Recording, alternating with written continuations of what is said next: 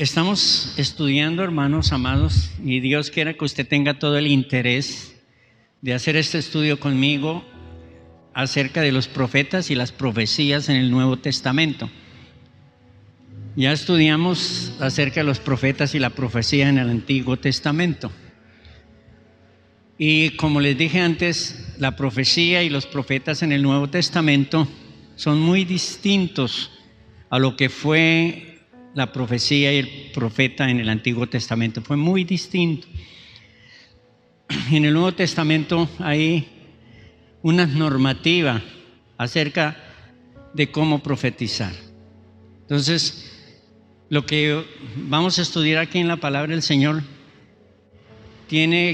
pretende mostrarles a ustedes que el movimiento profético del momento es un movimiento pseudobíblico, es decir, está por fuera de las normas bíblicas, y lo vamos a ver.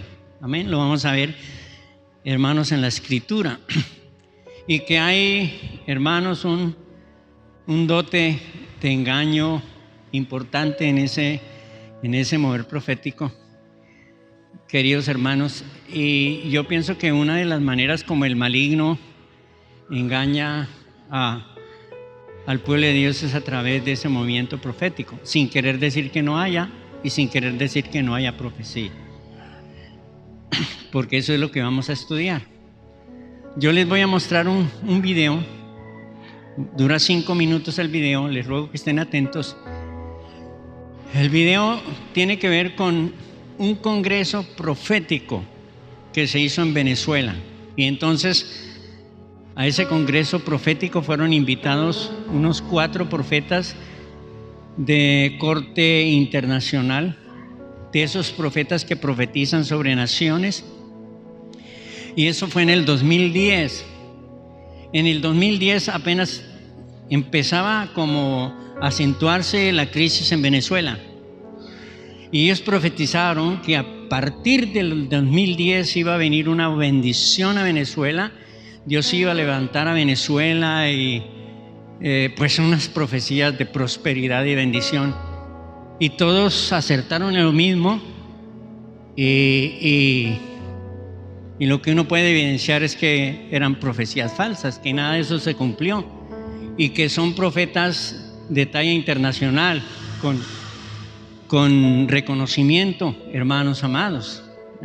Si usted está en una reunión de esas, yo he estado en esas reuniones así proféticas, donde se le ministra a uno y a otro y se le da profecía a uno a otro. Usted quizá no haya estado, porque nosotros no hacemos eso aquí, porque nosotros nos cuidamos mucho en cuanto a eso, y quizá usted no haya estado en reuniones así, en congresos así, pero yo le quiero mostrar a ustedes cómo en esos congresos se hacen en distintas partes del mundo, que eso es algo de tipo general, hermanos. Entonces vamos a ver el video. Póngale pues mucha atención.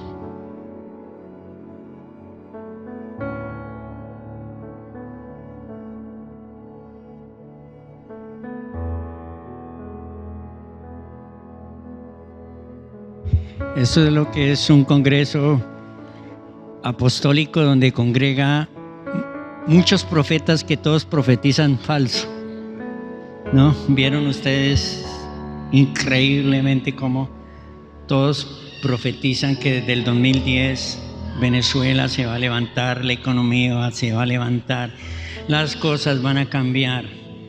Increíblemente después del 2010 empezaron a empeorar, y ahora más que nunca están en deterioro terrible. Yo no quiero compartirles todas estas enseñanzas de mal corazón. Yo quiero abrirle los ojos a ustedes, hermanitos, acerca de que hay personas que, como dice la Biblia, como dice Mateo capítulo 7, versículo 21, que dice: guardaos de los falsos profetas que vienen a vosotros vestidos de ovejas, pero por dentro son lobos rapaces. Cuando la Biblia dice que se guarden de los falsos profetas, tenemos que saber quiénes son. porque ¿cómo nos vamos a guardar si no sabemos quiénes son? Es obvio que tenemos que saber quiénes son. Y si tenemos que saber quiénes son, tenemos que señalarlos. Tenemos que decir, ese es, de ese me guardo, de ese me guardo, de este me guardo, porque ese es un falso profeta. Eso nos impone la Biblia. Amén. Cuando dice, por ejemplo, Mateo capítulo 24, porque vendrán muchos en mi nombre diciendo yo soy el Cristo y a muchos engañarán, pues tenemos que saber quiénes son esos que vienen supuestamente en el nombre del Señor, ¿no es cierto? Para no ser nosotros engañados. Y dice la Biblia, no los sigan, no vayan tras ellos, no corran tras ellos. Pues tenemos que saber quiénes son para no ir tras ellos. Entonces tenemos que identificarlos. Amén. Y la Biblia nos impone a hacer eso. Y máximo nosotros los pastores tenemos que tener un sentido de discernimiento para guiar al pueblo de Dios en las verdades de la palabra del Señor. Mira, hermanos, cuando la iglesia, por allá en el año 300 en adelante, después de Cristo, empezó a corromperse y a abrazar doctrinas paganas, ¿no? Entonces se levantó Lutero, que era un teólogo, y dijo, no, eso no está bien, lo que están enseñando está mal. Y empezó a citar doctrinas que estaban enseñando mal, ¿no? Como las indulgencias, como el bautismo de niños, bueno, una serie de cosas que la iglesia entonces empezó a enseñar. Lutero pensó que él iba a traer una reforma a la iglesia que se había pervertido, pero era pelear contra un gigante tan enorme y no lo pudo reformar, entonces tuvo que salirse. A nosotros nos llaman protestantes porque a partir de Lutero y Calvino y Zwingli, todos ellos protestaron contra esas doctrinas, hermanos amados. En el libro de Judas, en el versículo 1 le dice, yo tenía la necesidad de escribiros a ustedes de nuestra común salvación, pero me urge hablarles, acerca de lo que sucede en los últimos tiempos con los falsos movimientos proféticos. Amén. Dicha esa introducción, vamos a ver hasta dónde llegamos, hermanos, mostrándoles a ustedes algunos versículos en la Biblia, deteniéndonos un poquito en ellos para que tengamos una idea panorámica de lo que dice la Biblia de los profetas y la profecía del Nuevo Testamento. Ya citamos un primer pasaje del libro de Hechos capítulo 2. Cuando viene el Espíritu Santo a la iglesia primitiva, en un acto inaugural suceden unas cosas gloriosas y hay un viento fuerte y unas lenguas de fuego y hay una manifestación tremenda. Algunos piensan que esa manifestación que hubo en la iglesia primitiva se puede volver a reproducir ahora y algunos piensan que puede haber un segundo Pentecostés.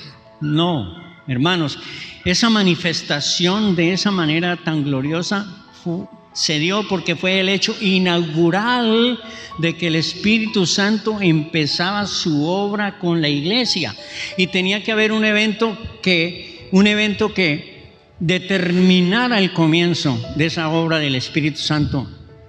Y es ineludible entender que ahí empezó el Espíritu Santo el trabajo con la iglesia.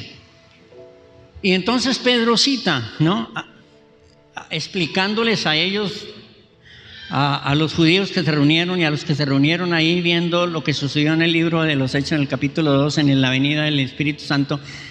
Entonces Pedro empezó a explicarles y empezó a decirles, no, ustedes piensan que ellos están borrachos porque están hablando en lenguas. No pueden estar borrachos porque son las 9 del día, hasta ahora, ¿no? Esto fue lo dicho por el profeta Joel. Algo así sucederá en los postreros días y empieza a recordar esa profecía. Esa profecía tiene cumplimiento en el final de los tiempos, posiblemente en el milenio o posiblemente entrando el reino del Señor. No se puede ubicar antes de la venida del Señor, porque el mismo contexto, ¿no es cierto?, ubica la profecía seguida de eventos cataclísmicos que solo se darán. Los eventos cataclísmicos de esa envergadura, que el sol se oscurecerá y la luna no dará su resplandor y las estrellas caerán. Bueno, todo eso cataclismo será al final de los tiempos. El segundo pasaje que vamos a tomar está en Hechos capítulo 13. Hechos capítulo 13, versículo 1 hasta el versículo 3. ¿Están ahí conmigo? Dice, Hechos capítulo 13, pongan pues, tomen atenta nota, dice. Había entonces en la iglesia que estaba en Antioquía profetas. Atención a la lectura. Había entonces en la iglesia que estaba en Antioquía profetas y maestros: Bernabé, Simón el que se llama Níger, Lucio de Cirene, Manaén el que se había criado junto con Herodes el tetrarca. Ministrando estos al Señor y ayunando, dijo el Espíritu Santo: apartadme a Bernabé y a Saulo para la obra que los he llamado. Y entonces, habiendo ayunado y orado, les impusieron las manos y los despidieron. Aquí en este pasaje, esta es la iglesia de Antioquía, hermanos, dice ahí. En este pasaje, en la iglesia de Antioquía nos dice que había profetas. Aquí nos dice que los había, ¿cierto? Que había profetas. Los profetas del Nuevo Testamento, y ténganlo muy presente, los profetas del Nuevo Testamento eran profetas más de tipo local, para ayudar en la dirección de la iglesia junto con los apóstoles de la iglesia local. Hay algunos historiadores que dicen que hubo profetas itinerantes que iban de iglesia en iglesia. Hay un pasaje que da como a entender eso. Pero estos profetas realmente, y sus profecías, su ministerio no fue trascendente. No. Y todos estos pasajes que vamos a darnos cuenta, a leer, nos vamos a dar cuenta, y bajo esa perspectiva debemos mirarlos, que esos ministerios ni esos ministros fueron trascendentes, ni se les dio la importancia que se les dio al ministerio profético del Antiguo Testamento.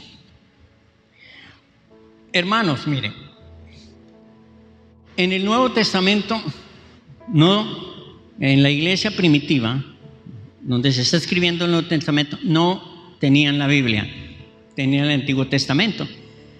Ahora, era difícil que un pastor pastoreara una iglesia sin tener la Biblia, sin tener el Nuevo Testamento. Pues, digamos, habría muchas cosas que no sabría qué hacer. Y eso la misma Biblia muestra, que los pastores estaban desorientados y entonces tenían que preguntar a Pablo: Pablo, ¿y aquí qué hacemos? Porque no tenían ningún material escrito. Y de repente en la iglesia, cuando había una decisión por tomar o alguna cosa difícil que no podían resolver, entonces de pronto Dios traía una palabra profética y un profeta profetizaba, y entonces ellos se orientaban. O si no, el apóstol, que era como el abanderado de la revelación. Entonces el apóstol guiaba a la iglesia. Por ejemplo, miren, en 1 Corintios, no vamos a buscar, yo les voy a citar palabras más, palabras menos, los textos. 1 Corintios 1:10 dice Pablo: he sido informado por los de Cloé, y los de Cloé era una familia. Pablo está en Roma. Y dice: he sido informado por los de Cloé que hay entre vosotros divisiones, cual ni aún se nombra entre los gentiles. ¿Por qué no dice yo soy de Pablo, otro dice yo soy de Apolos, otro dice yo soy de Pedro, y otro dice yo soy de Cristo? Y luego dice: ¿está Cristo dividido? En fin, eso dice el pasaje. Pablo, los de Cloé, la familia de Cloé, que era una familia piadosa, visitó a Pablo para decirle: estamos teniendo estos problemas en la iglesia. Hay desórdenes en los dones del Espíritu, hay problemas de fornicación, hay problemas con la Santa Cena y una serie de dificultades que tenía. Entonces, ¿qué hizo Pablo? Escribió una carta. Es esta. 2 cartas, mejor, 1 y 2 de Corintios, para orientar y corregir las doctrinas y corregir el procedimiento equivocado que estaba llevando a cabo en la dirección de la iglesia los pastores de Corinto. ¿Por qué sucedían esas cosas? Porque no tenían material escrito. Amén, como lo tenemos nosotros. En Colosenses 1, 7 y 8, no lo busquen. Dice Pablo que estando en Roma en la cárcel lo visitó el pastor de Colosas, se llamaba Epafras. Entonces Epafras vino a decirle a Pablo: tengo problemas de falsa doctrina en la iglesia. Lo que se llamó la herejía de Colosas. Se llamó eran como unos 3 movimientos de doctrina falsa. Y él estaba luchando con esos hermanos que estaban predicando esa doctrina. Y vino y le dijo a Pablo: ¿qué hacemos, Pablo? Mire lo que está pasando. Entonces Pablo escribió la carta. ¿Cuál carta? La carta a Colosenses. Porque pues muy difícil pastorear, ¿cierto? Así sin tener mayores directrices. Pues tendrían directrices en el Antiguo Testamento, y ahí están los apóstoles, ya están los profetas que ayudan en la dirección de la iglesia en el momento. Hermanos, si quiero que lo miren. 1 Timoteo 3:14. 1 Timoteo 3:14.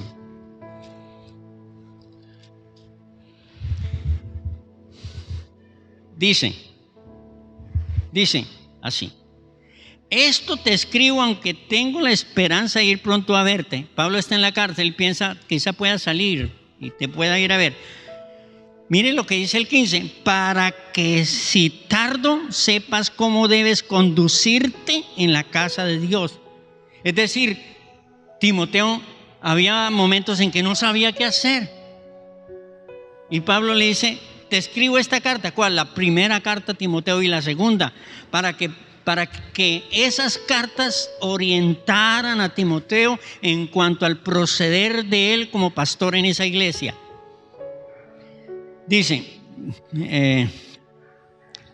para que sepas cómo conducirte en la casa de Dios, que es la iglesia del Dios viviente, columna y baluarte de la verdad.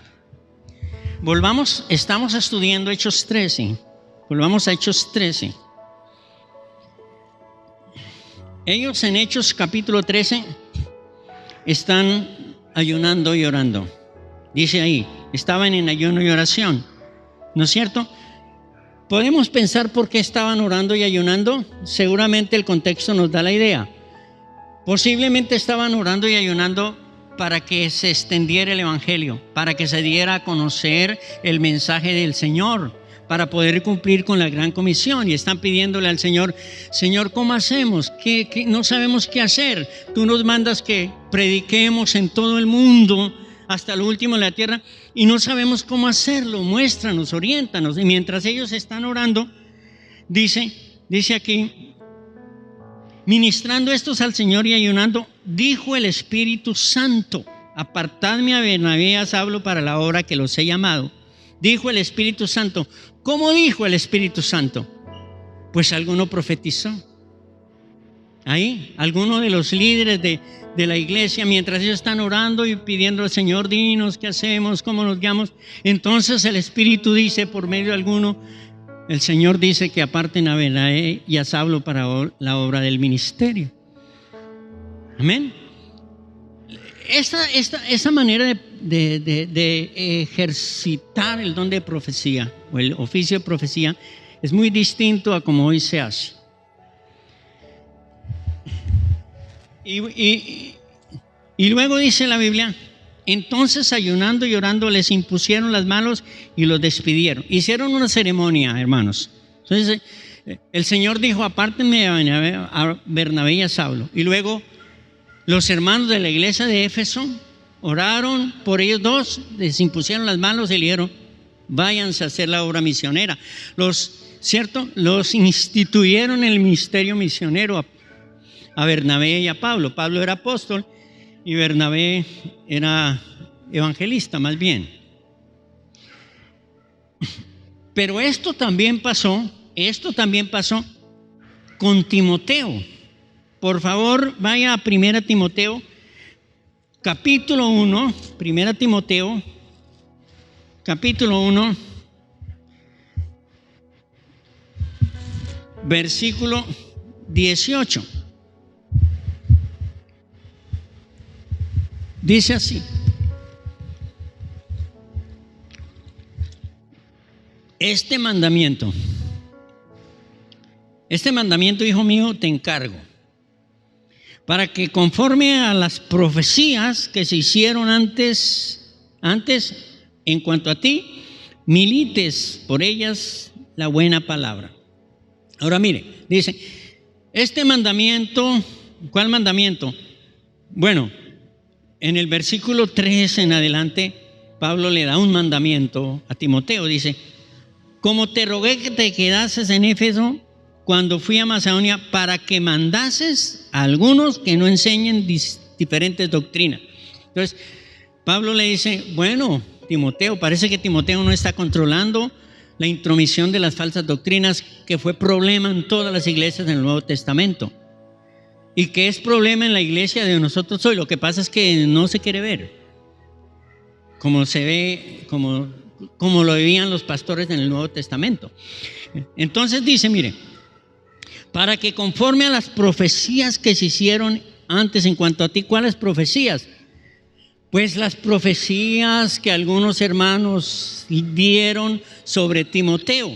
En el capítulo 16 del libro de los Hechos dice que Pablo llegó, creo que era a Listra, y ahí está Timoteo, y él pregunta por un joven que le pueda ayudar en el ministerio. Ya está Timoteo. Seguramente en la despedida alguien profetizó, y fueron varias, dice, las profecías fueron varios hermanos profetizaron que Timoteo era un pastor. Y mire, en el 4:14 dice, de 1 Timoteo dice: no descuides el don que hay en ti. ¿Cuál don? El don de pastor, que te fue dado mediante profecía. Luego dice: con la imposición de las manos del presbiterio. Y aquí me está hablando del momento de la ordenación de Timoteo. Reconocieron a Timoteo. Timoteo es un pastor, se reconoce. Y entonces Pablo y el presbiterio, ¿quiénes eran el presbiterio? Los ancianos de la iglesia de Éfeso, que eran hermanos maduros, como el cuerpo directivo, como el presbiterio local de las iglesias. Entonces se reunieron con Pablo y oraron por Timoteo, porque él era un pastor. Y seguramente mientras están orando, alguien profetiza y dice: el Señor te ha llamado al ministerio pastoral. Y no podemos negar que eso es así aquí, ¿no es cierto? Pero yo tengo que decir que era más frecuente en este tiempo que ahora, porque ahora ya tenemos la Biblia. Sin querer decir que en la institución de un ministro, por ejemplo, si nosotros instituyéramos un pastor en algún otro lugar y oráramos por él y algo profetiza, es válido. No podríamos decir que no. Siempre esté en el orden debido y en el Espíritu de Dios. Pasemos a otra cita. Miren, hermanos, es que la profecía tiene muchos inconvenientes si uno no discierne. Hace años había un joven acá y fue por allá a una iglesia y alguien le profetizó que él era un profeta. Dígame, que un profeta. Y entonces vino aquí muy contento y me dijo: me profetizaron que yo era un profeta. Y yo dije: ah, sí, qué bueno. Pasaron como 8 días y luego a los 8 días vino y me dijo: bueno, pastor, ¿cuándo voy a empezar a profetizar? Pues me profetizaron que yo era un profeta. Ya, tengo que empezar ya. Dígame, ¿cómo? Yo le dije: un momento, cuidado. Usted siga asistiendo a la iglesia, porque ni tenía buen testimonio, hermano, siquiera. Ni era líder, ni era nada. Se le ocurrió a algún profeta de esos pachucos, perdónenme la expresión, darle una palabra de contentillo. No sería profecía, sino, perdónenme las expresiones.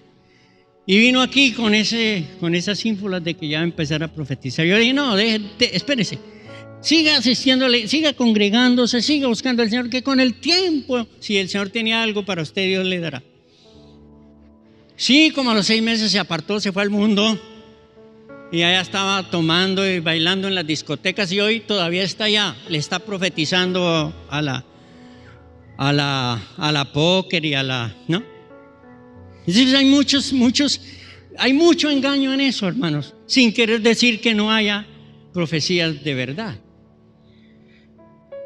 En el capítulo 21 del libro de los Hechos, capítulo 21 del libro de los Hechos, versículo 8, Pablo va a Jerusalén y es la última vez en su último viaje, el tercer viaje misionero. Pablo va a Jerusalén y ya se empieza a despedir de las iglesias, porque ya no va a volver a visitar las iglesias, porque aquí lo van a poner en la cárcel y va a morir allá. Dice versículo 7: al otro día, saliendo Pablo y los que estábamos, fuimos a Cesarea, y entrando en casa de Felipe, el evangelista, que era uno de los 7, ¿de cuál los 7? De los 7 diáconos instituidos en el capítulo 6 del libro de los Hechos. Es el mismo Felipe, el evangelista, que luego se convirtió en evangelista, que desciende a Samaria y Dios lo usa en Samaria. Ese Felipe era un ministro de Dios. Las hijas, dice el evangelista, que era uno de los 7, posamos con él. Este tenía 4 hijas, doncellas, que profetizaban.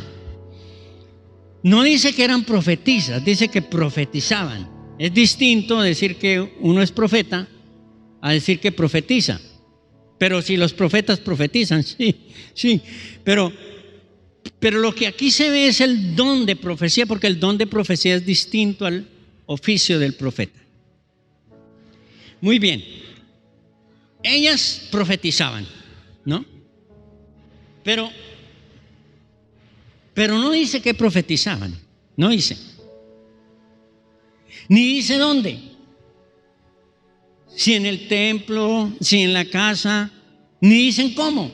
O sea, profetizaron. Y posiblemente pudieron profetizarle a Pablo acerca de lo que le iba a pasar, porque las profecías aquí, en este último viaje de Pablo a Jerusalén, las profecías estaban dadas en avisar a Pablo lo que le podía pasar en Jerusalén.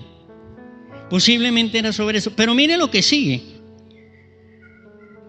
Permaneciendo nosotros allí en la casa de Felipe, algunos días descendió de Judea un profeta llamado Agabo, que viniendo a vernos tomó el cinto de Pablo y atándose los pies y las manos dijo: esto dice el Espíritu Santo. Está profetizando, y esta profecía es predictiva. Recuerden, hermanos, que la predicción no es profecía, no es solo predicción. Predicción es lo de menos. Predicción en la composición de la profecía es solo el 8%, no más. Todo lo demás, el 92% de lo que uno puede entender profecía es la exposición de lo que ya está escrito, de lo que ya está profetizado. Bueno, dice que viniendo a vernos tomó el cinto y atándose los pies y las manos dice el Espíritu Santo: así atarán los judíos en Jerusalén al varón de quien es este cinto, y le entregarán en manos de los gentiles. Al oír esto, al oír la profecía, le rogamos nosotros. ¿Quién está hablando? Lucas, cierto, que escribió el libro. Le rogamos nosotros, y los que estaban con Lucas, claro, y los de aquel lugar, que no subiese a Jerusalén. Entonces Pablo respondió: ¿qué hacéis llorando y quebrantándome el corazón? porque yo estoy dispuesto no solo a ser atado, mas aún a morir en Jerusalén por el nombre del Señor Jesús. Y como no pudimos persuadirlo, desistimos diciéndose, hágase la voluntad del Señor. Y después de esos días, hechos ya los preparativos, subimos a Jerusalén. Hay varias cosas que decir aquí. Hermano amado, mire, Agabo aquí lo llama un profeta. Y quiero decirle que es un profeta, el único profeta en el Nuevo Testamento que se le llama por nombre. A las hijas de Esteban no se les llamó por nombre. ¿Eso tiene importancia? Pues claro, ¿no es cierto? En el Antiguo Testamento todos los profetas se le llamaron por nombre: Isaías, Jeremías, Ezequiel, Amós, Joel, Abdías, Jonás, en fin. Pero aquí solamente a este. Todos los otros profetas en el Nuevo Testamento fueron desconocidos. No sabemos ni qué profetizaron ni quiénes eran. Fíjese usted. O sea, realmente no tienen gran relevancia, realmente no tienen gran importancia. Hermano, ahora, pues tengo que decir que la Biblia dice que era un profeta. Mire lo que dice en el 11:27 de Hechos, 11:27. Dice, en aquellos días unos profetas, o sea varios, descendieron de Jerusalén a Antioquía. O sea que Agabo estaba con otros, dice. Y levantándose uno de ellos, llamado Agabo, no dice el nombre de los otros porque este era el más prominente, daba a entender por el Espíritu que vendría una gran hambre en toda la tierra habitada, la cual sucedió en tiempo de Claudio. Profetizó en una profecía de predicción y se cumplió. Era un profeta de Dios, Agabo. Pero aquí tenemos que hacer varias consideraciones.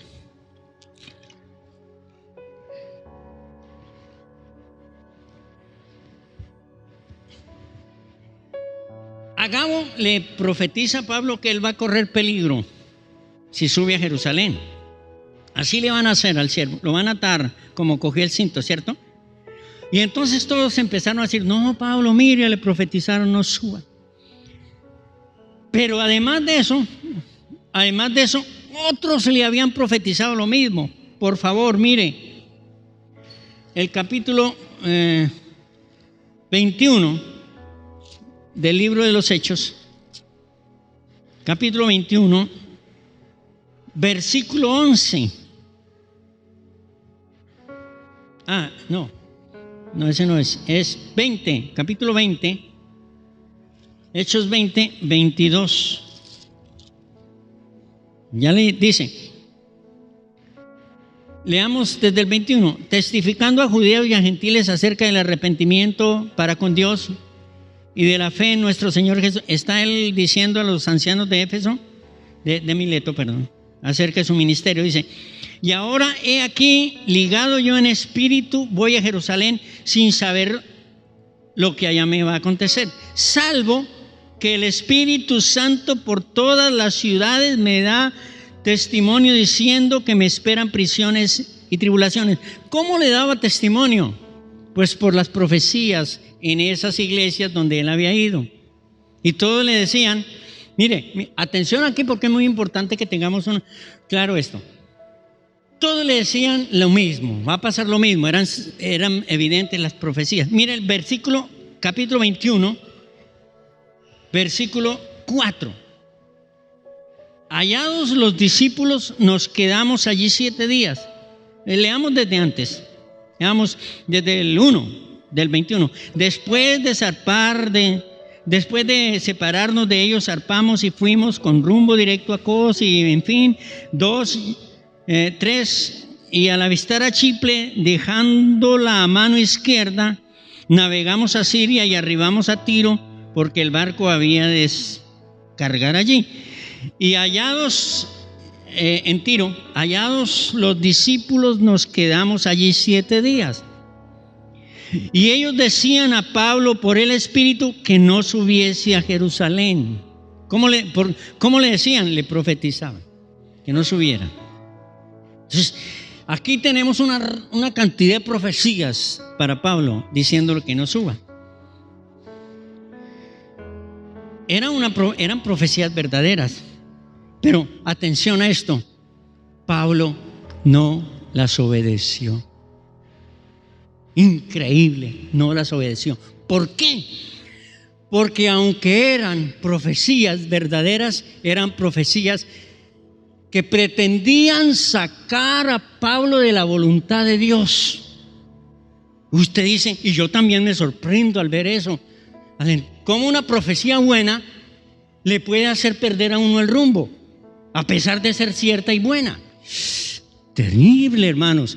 Ahora Pablo tiene un tremendo discernimiento. Pablo sabe a dónde tiene que ir guiado por el Espíritu. Y por eso Pablo dice, no lloren ni me preocupen. Yo estoy dispuesto a morir. Y no solo a ser atado, sino morir por el nombre del Señor. Él sabía lo que le esperaba. Él sabía dónde iba a ir. Él sabía que la voluntad era terminar así como terminó. Y que todas esas profecías, aunque eran verdaderas y ciertas, lo sacaban de la voluntad de Dios. Qué barbaridad, ¿no le parece, hermano? Y en Deuteronomio, capítulo 18, si usted lo lee, se da cuenta que Pablo dice, que Moisés dice, que tengan cuidado con los profetas, porque aunque los profetas hagan señales y cosas de esas, y se cumplan las señales, pero que eso los lleve, esa profecía y ese milagro profético, los lleve a alejarse de la voluntad de Dios, que ese no es un profeta de Dios. ¡Ah! Tremendo, ¿no? Fíjese, Pablo no le dio importancia a las profecías. Donde iba de iglesia en iglesia, no le dio importancia. Y cada vez que le profetizaban decía, eso no es. Pues sí me va a pasar eso, pero eso no es la voluntad de Dios. En el Antiguo Testamento, el oficio del profeta era guiar al pueblo en la voluntad del Señor, entrarlo a la voluntad del Señor, recordándoles la ley. Pues la ley, cumplir la ley era la voluntad de Dios. ¿Me hago entender, hermanos? Y bueno, hay más. Mire que esos pasajes son bonitos. Y aquí ya nos vamos haciendo una idea de que ese mover profético como el que vimos ahí, que vimos que son profecías engañosas y la gente llora y la gente se emociona y todo eso, que con eso hay que tener cuidado. Que nosotros tenemos que saber qué es la voluntad de Dios para nosotros y que no nos podemos guiar. Pablo no se guiaba por profecías, uno se da cuenta que no se guiaba. Hay personas que se guían por profecías. Mire, nosotros vamos a una iglesia y un pastor nos dice, fuimos con el presbiterio a esa iglesia, un pastor nos dice, hermano, yo tengo llamado para ser misionero en España y necesito que la cruzada, ¿ya? ¿Tiempo? Termino con esto, porque yo tengo que terminar a tiempo. Termino con esto. Y dice él, yo tengo que ser misionero en España. Y nosotros le preguntamos, ¿y por qué? Siendo pastor y estaba yendo bien donde él estaba. Porque un profeta me profetizó que yo tenía que ser pastor en España y que Dios me iba a proveer todo. Entonces, yo le pido a la misión que me apoye. Y la misión dijo no. La misión no lo apoyó porque era como una locura, eso no era de Dios. Entonces él tiene un familiar que es pastor y dijo, no, pues entonces retírese de la cruzada y véngase conmigo, y esté un tiempo conmigo y yo lo envío como misionero en España y se cumpla la palabra del Señor. Y se fue para allá, donde el hermano, y allá tuvo un problema y no le fue bien. Y luego tuvo que volver a buscarnos a nosotros y decirnos, ay hermanos, me equivoqué, no era cierto lo llamado a España, por favor, denme la oportunidad de seguir pastoreando con ustedes. Esas cosas, hermano amado, de ser uno muy cuidadoso. Hermano, dejemos ahí y seguimos el domingo estudiando los versículos y los pasajes. ¿Le parece, hermano? Amén. Bendito Dios y Padre, de todo poder y toda gloria, Señor. Te damos gracias porque tu palabra es clara en orientarnos y guiarnos, Señor, en tu bendita y preciosa voluntad. Te rogamos, Señor, que